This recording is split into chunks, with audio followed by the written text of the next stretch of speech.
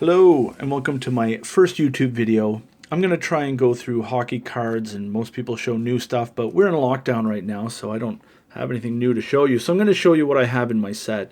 I got this magazine just before things started to lock down, and the article at the top, the hobby hero for every jersey number. It talks about the greatest players in the game, then it talks about who has the best card to purchase.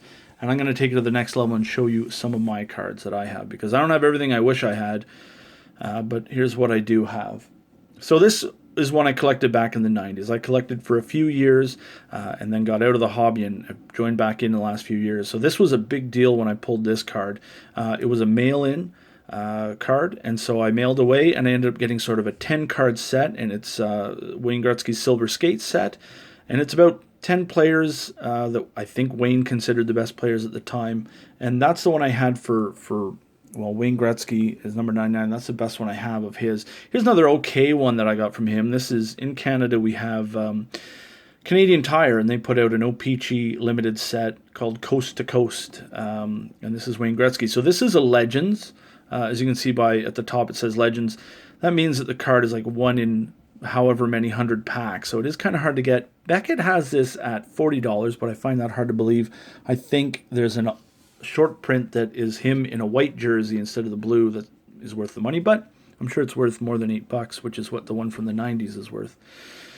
Number 98. It can be hard to find players for every single number, so you'll see some duds and you'll see some good ones. This is a dud, hence it's not even in a case, because a case is worth more than the actual card. So it's Mr. Puljujarvi. Hey, he may be a better player. He's part of a good team right now, but right now this card isn't worth much. So there's number 98. Number 97, no question, whose card's worth the most right now? That'd be, of course, Connor McDavid. This is how I got started back into hockey cards, is buying Tim Hortons, puts out their set every fall, and you buy a coffee and then you pay $1 for a pack with 3 cards including a hit, and this is one of the very good hits to get, hard to get, and this one's worth about $40 as well. Now I've been lucky. There's usually in the set you'll find ones like Sidney Crosby, but I always managed to pull Connor McDavid, and that's from a couple years prior.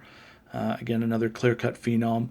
And then this one is even harder to get, are these silly, triple exposure ones where it's like, oh, this is like something from when I was a kid, and I don't think they look good. And there's the 3 views on the back. But that one's actually worth more and harder to get than the clear cuts, which I think look a lot nicer. So I've been lucky to pull the Connor McDavids. And I hate Tim Hortons coffee, but I enjoy their hockey cards. So here's number 96, Mr. Mikko Rantanen. I think we would all agree he's also the best card to collect right now at that number. So there he is from the Clear Cut Phenoms as well. I think that's a $20 card, according to Beckett Magazine. So here comes, you might say, hey, that's number 9. That's not number 95. Well, Matt Duchene, for the most part, wore 95 when he was in Ottawa. So I'm also located in Ottawa. I'm a big Sens fan. So he came to town. The Sens were 1 goal, double overtime, Game 7, away from going to the Stanley Cup Final, and we didn't make it. And so they got this guy the next year, and I thought, oh, man, this is going to be a dynasty. And, well, he was sort of the beginning of the end for the Ottawa Senators, but picked up this card. I'm quite happy with it. Don't worry, this is just markings of the garbage case, not the actual card. But so this is Black Diamond, pro penmanship, if you can see at the bottom. I love these cards. I think they've got a great design, great look, and there's this autograph. So that's Matt Duchene at number 95. Number 94, again, I think is a little hard to find. So there's Tyson Barrie, a new guy for the Leafs. I'm not a fan of the Leafs or Tyson Barrie, but I do like the Upper Deck canvas cards. I think they've always got like a good photo on the front and then a different alternate photo on the back. So there's Tyson Barrie, number 94. Number 93, now I say I don't like the Leafs. Well, I did like the Leafs. Before the Sens came to town, I was a big Toronto Maple Leaf fan. And this is going back to the Wayne Gretzky Silver Skate set again. And here he is, number 93, Doug Gilmour. I wish I had a better card of his, an autograph, something like that. But he is most definitely one of my favorites. He's the reason that team, with him and Felix Potvin, everybody, the year they went to the, almost to the Stanley Cup Finals, was when I fell in love with hockey. So thanks to Doug Gilmour, and that I still think is a great looking card at number 93. So number 92, I think a little harder to find somebody. Ryan Johansson, I think, is a great player. I think the Preds are a great team, but I just don't have a better card than a base card. So correct me if I'm wrong at the bottom if you think any of these players should be ousted and someone else should come in. But I think number 91, again, I keep going back to the Leafs here and going back with Mr. John Tavares. So this is a good card. I pulled this, I don't know, a month ago when I was opening up Series 2, and I finally pulled an acetate or a see-through, a clear cut, whatever you want to call them. I always, in a box, I'll pull these, but I always pick the also-rans of the NHL, the Brooks Orpicks and the Jacob Trubas and people like that. But finally, I pulled John Tavares, and again, it's a great pose, a great shot, and I think these guys are hopefully going to do something, and the card will be worth a little more. Now, I also, when I first started collecting about 3 or 4 years ago, I pulled this one out of this is Fleer Ultra. They don't make Fleer Ultras anymore, and that's Metal Universe, an Emerald, which makes it super rare. And as you can see at the back there, it's number 3 of 10. Again, I liked him when he was on the island. I still think he's a good player, so I don't mind him in a Leafs jersey.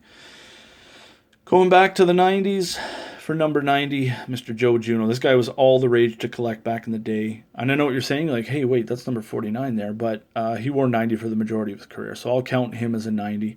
Again, not in a case because more or less cards from the 90s are somewhat useless, worthless. Here comes another worthless one from the 90s, but for sure the person that belongs at spot 89 is Alexander Mogilny. This was, again, the rookie card to get back in the day. And there he is, Alexander Mogilny. This was the card that started everything for me. Number 88, Mr. Eric Lindros. My brother said to me, hey, you know what? This Eric Lindros guy is going to be just like Wayne Gretzky. You should get a bunch of his rookie cards. And that's what everybody else thought, too. So everybody in the world bought hockey cards back in the 90s. But this was the one that started it all for me. I remember pulling this card and being thrilled. This isn't his rookie card, but it's his first Upper Deck, and the thing is, his head is apparently photoshopped onto someone else's body, as are the number 88 on the sides. One of the cards I had of his, again, that was sort of prior to that, this is a score card of him, before the draft, trying to, look at all those possible jerseys behind him, who's he going to go to? But anyway, so that's my Eric Lindros card that I have. Moving on down, I think there's no question who's number 87. Well, of course, it's going to be Sidney Crosby. I don't have a lot of great Sidney Crosby cards because they're kind of hard to get and they can be expensive. But this one I pulled, again, Metal Universe from Fleer a few years back. Again, I think it's a cool looking card. Glad to have at least one Sidney Crosby card, as I don't tend to pull them from the Tim Hortons, as I told you. I just pulled Connor McDavid's from Tim Hortons.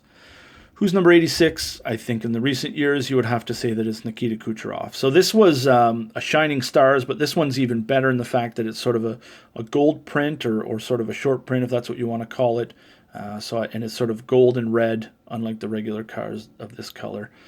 So that's Nikita Kucherov. That's probably the best one I own of him, but I'd be fine with owning a lot more.